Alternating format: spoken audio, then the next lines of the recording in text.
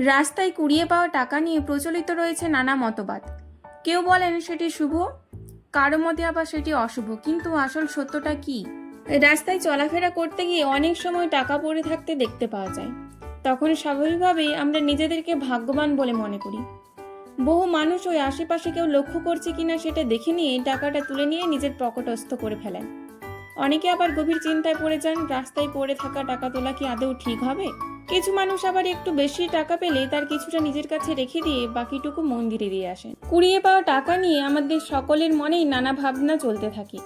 শাস্ত্র বলছে রাস্তায় পড়ে থাকা টাকা আমাদের নানা ইঙ্গিত দিয়ে থাকে। সেগুলি কি জেনে নেওয়া যাক। অনেকেই মনে করেন রাস্তায় পড়ে থাকা টাকা তুলতে নেই।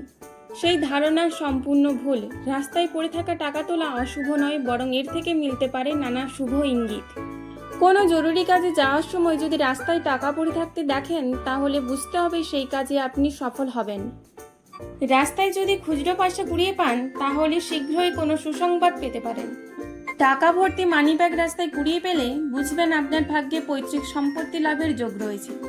তবে সেই ব্যাগ নিজের কাছে রেখে না দিয়ে কার ব্যাগ সেটা খুঁজে বার করে দিয়ে দেওয়াই কাম্য। রাস্তায় টাকা কুড়িয়ে পাওয়াকে ঈশ্বরের আশীর্বাদ রূপেও গণ্য করা হয়।